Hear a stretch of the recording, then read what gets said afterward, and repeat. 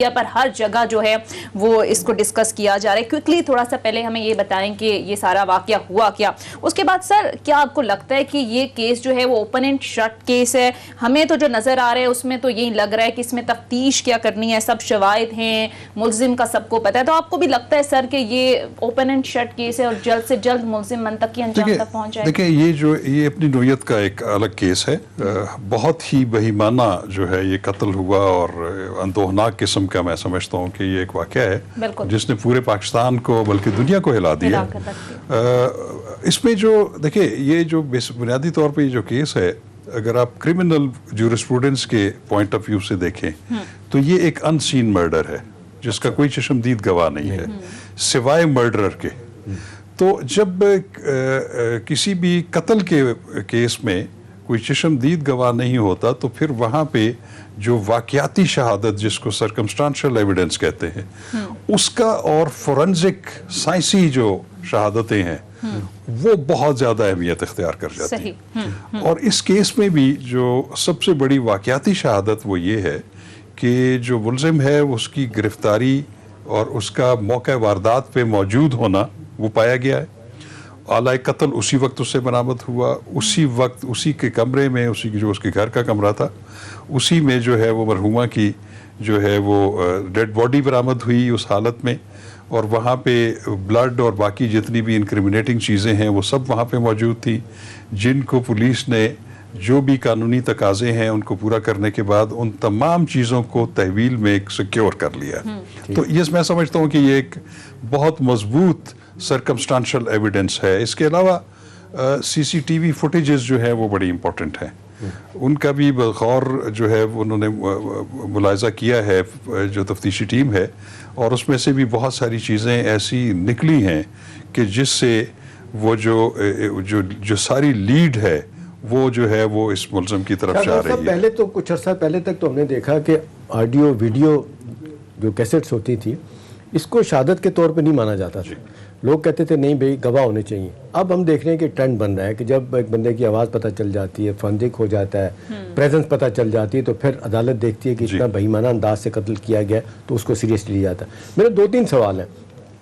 پہلا تو یہ ہے کہ جو عام طور پہ لوگ کہتے ہیں کہ جو 1935 کا کرمنل جسٹس سسٹم جو ہے نا, وہ کہتے ہیں کہ یہ مجرم کو, قاتل کو اور جتنے جرائم پیشہ لوگ ہیں ان کو پروٹیکٹ کرتا ہے. جو لوگ بیچارے جن کے ساتھ زیادتی ہوتی ہے, وکٹمز ہیں, ان کو ساتھ نہیں دیتا ان کا. آپ کا کیا خیال ہے کہ اس کیس میں بھی خدا نہ خواستہ ایسا ہوگا؟ لوگ عثمان مرزا کا اور بڑے واقعات کا ذکر کر رہے ہیں اور یہاں پہ اسلام آباد میں یہ رومر چل رہی ہیں, لوگ باتیں کر رہے ہیں کہ جی دیکھیں جس طریقے سے ویک کیس بنا ہوا ہے یہ لوگ بھی چھوٹ جائیں گے. اور پھر ان کے بارے میں تو کہا جا رہا ہے بہت انفلوئنشل لوگ ہیں. اب یہ جعفر بردرز کتنا بڑا نام ہے, پھر وہ ان کی والدہ جو ہے مجرم کی جس نے قتل کیا ہے اس کی والدہ ایک بہت بڑے خاندان سے تعلق ہے, اور سنا ہے کہ انہوں نے دانے بانے بنانے شروع کر دیے. آپ کو لگتا ہے, ہم نے دیکھا ماضی میں شاہ غور صاحب, کمپرومائز ہوتا ہے, لا بھی ہوتا ہے, لوگ بھی ہوتے ہیں, لوگ جس طریقے سے بیہیو کر رہے ہوتے ہیں وہ ہمیشہ دیکھتے ہیں کہ پیسے والا آدمی ہے, انفلوئنشل آدمی, اس کی بات سنی جاتی, کوئی نہیں کھڑا ہوتا ہے وکٹم کے ساتھ. کیا لگتا ہے آپ کو؟ دیکھیں ایک تو بات یہ ہے کہ یہ جو 302 جو دفعہ ہے یہ قصاص اور دیت کے تحت یہ مقدمہ ہے, اور اس میں کوئی شک نہیں ہے کہ یہ قابل راضی نامہ بھی ہے. لیکن اس وقت تک جو صورتحال ہے ایسی کوئی صورت ہمارے سامنے نہیں آئی, یا میرے جو مرحومہ کے جو والد ہیں جو مدعی ہیں انہوں نے کبھی بھی کوئی ایسا تاثر نہیں دیا کہ دوسری سائڈ سے ان پہ کوئی اس طرح کا دباؤ ہے کہ اس پہ کوئی صلح کر لی جائے یا راضی نامہ کر لیا جائے. وہ تو بلکہ خود ایک بڑے شوق سے گزر رہے ہیں, اور وہ اور ان کا خاندان جو ہے وہ تو یہی چاہتا ہے کہ جلد از جلد اس کیس کا جو ہے وہ تفتیش مکمل ہو, اس کا چلان عدالت میں جائے اور اس کو قرار واقعی سزا جو ہے وہ ان کو جلد از جلد ملے.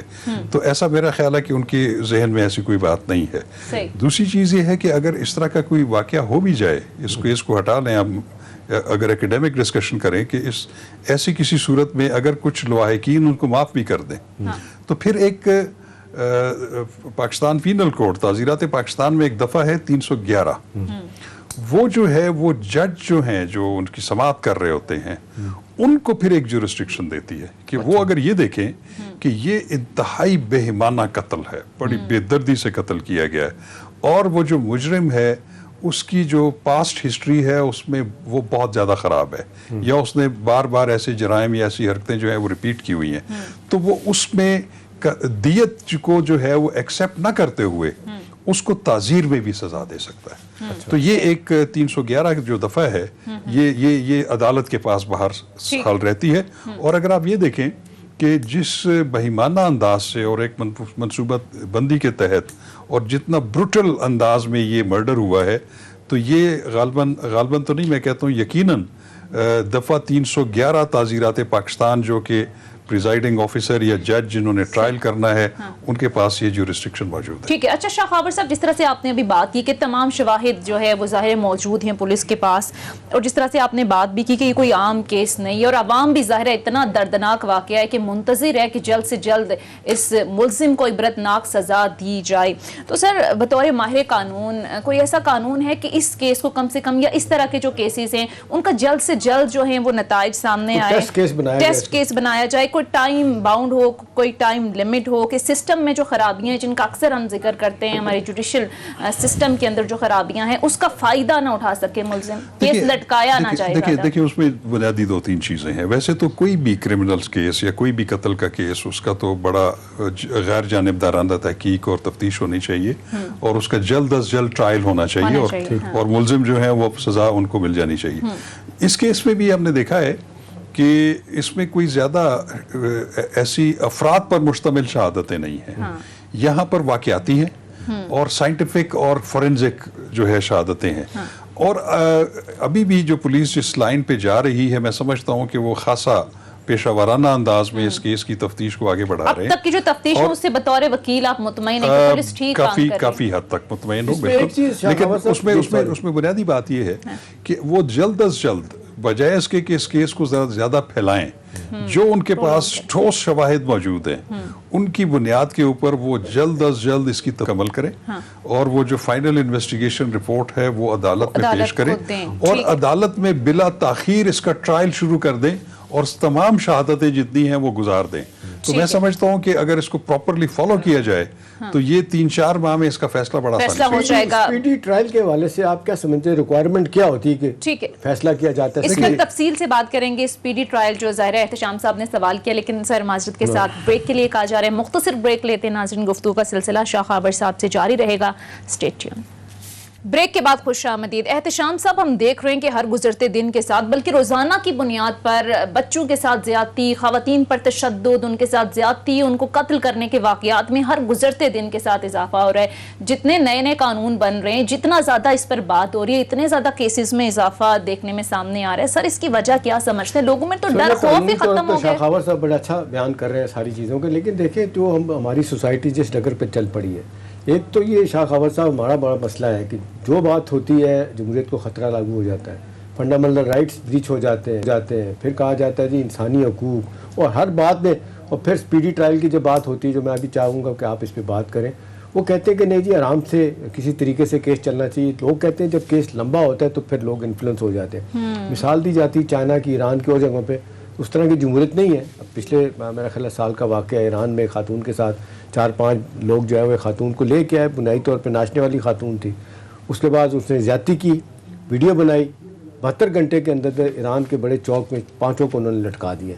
تو شاہ خاور صاحب ہمارے یہاں دیکھیں نا, مجھے لگ رہا ہے کہ ڈر خوف نامی کوئی چیز نہیں. آئے دن اس طرح واقعات ہو رہے ہیں, اور پھر ابھی فزیکل کاسٹریشن کی بات تھی, کچھ عرصہ سے یہ بھی بات ہو رہی ہے.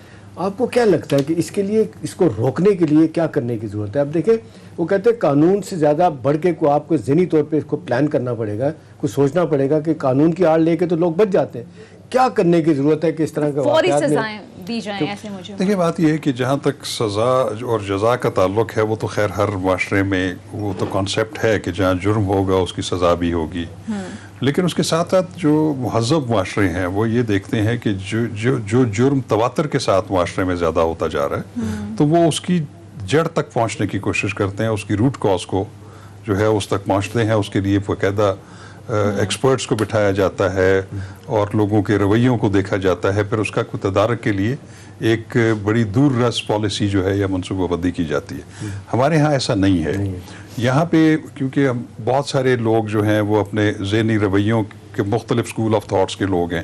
ابھی میں آپ کو یہ اس کا نور کا جو مقدم کا اس میں کئی دفعہ میں دیکھتا ہوں کہ ایک بہت ہی عجیب اینگل سے لوگ جو ہے وہ اس پہ بھی سوشل میڈیا میں باتیں کر رہے ہیں. اس میں وکٹم بلیمنگ جو ہے وہ ہو رہی ہے.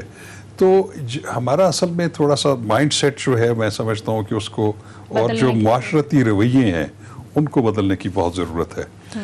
دوسری چیز یہ ہے کہ جیسے آپ نے بتایا کہ ایران کا وہ واقعہ ہوا, ہمارا بنیادی طور پہ جو کرمنل جسٹس سسٹم ہے اس میں جو بنیاد ہوتی ہے وہ فرسٹ انفارمیشن رپورٹ FIR